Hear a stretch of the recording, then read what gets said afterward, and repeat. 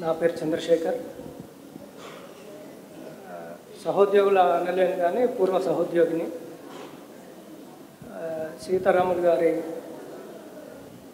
Retirement ఫంక్షన్లో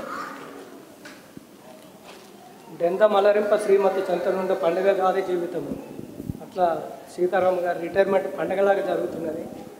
అది చాలా సంతోషమైన ఇది. సీతారాములు గారు నేను కలిసి పనిచేసిన సందర్భం ఏం లేదు, కానీ దాదాపు కలిసి తిరిగిన సందర్భాలు ఉన్నాయి, కలిసి ఫంక్షన్స్లో అటెండ్ అయిన సందర్భాలు ఉన్నాయి, కలిసి ఆందోళనలో పార్టిసిపేట్ చేసిన సందర్భం కూడా ఉంది. ఆందోళన అంటే అదే నోటెడ్, అది ఇంప్లాయిడ్, అది తెలంగాణ ఆందోళన టైంలో నేను కొంచెం వెనక ముందు అయినా కూడా ఈయన ప్రోత్సహించేవారు. దానికి ఇదేముందండి. కాకపోతే ఏ విషయాన్నైనా ఆయనకు 3D క్వాలిటీస్ ఉన్నాయి: డిటర్మినేషన్, డిసిప్లిన్, డెడికేషన్.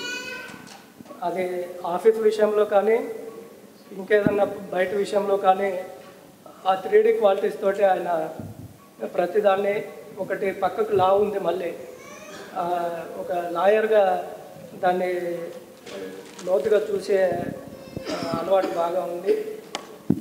అందుకే కొన్నిసార్లు ఆ కొలీగ్స్ అందరూ మంచిగా కనపడ్డా కూడా దాన్ని ఆ మంచితనం వెనుక ఉండే మతలబులన్నీ కూడా ఈయన కొంత ఆకలింపు చేసుకొని చెప్పగలిగేవాడు. ఈయన అట్లా సీతారాం గారు అంటే అదే క్వాలిటీస్ తోటి ఆఫీస్ పనిలో కూడా చాలా డెడికేటెడ్గా, డిసిప్లిన్డ్గా చేస్తూ ఎక్కడ పని చేసినా ఆయనకి ఈజీ జమ్ము లేకపోతే పెన్, పవర్ ఎన్రిచ్డ్ నిబ్బో ఆయన చేతిలో ఉంటే ఆ ఫైల్లో మామూలు ఏఎస్ఓలకి కంటే మంచిగా ఆ ఫైళ్ళకి కొంత ఉండేది. అది దాని క్వాలిటీ ఉండేది సీతారాం గారి డీల్ చేసిన ఫైళ్ళలో. ఎందుకంటే ఒక హిందీలో ఒక సామెత ఉంది, నడుస్తుంటే కాళ్ళు వెళ్ళిపోతాయి కానీ నక్ష అంటే గుర్తులు ఉంటాయి అన్నట్టుగా. అట్లాగే వచ్చే తరానికి కూడా సీతారాం గారి వర్క్ నేచరు ఆ ఫైళ్ళలో టర్న్ ది పేజ్ లాంటి వర్క్ అనేది మన గవర్నమెంట్లో ఉన్న ఇది. కాకపోతే ఇప్పుడు పేజ్ టర్న్ చేసే ఓపుకున్న వాళ్ళే అసలు అది వెతుక్కునే పరిస్థితి ఉంది. అట్లా నిజంగా ఎవరైనా పని నేర్చుకోవాలనుకుంటే సీతారాం గారు డీల్ చేసిన కొన్ని ఫైళ్ళు చూస్తే ఫైల్ని ఎట్లా డీల్ చేయాలనేది అర్థమవుతూ ఉంటుంది.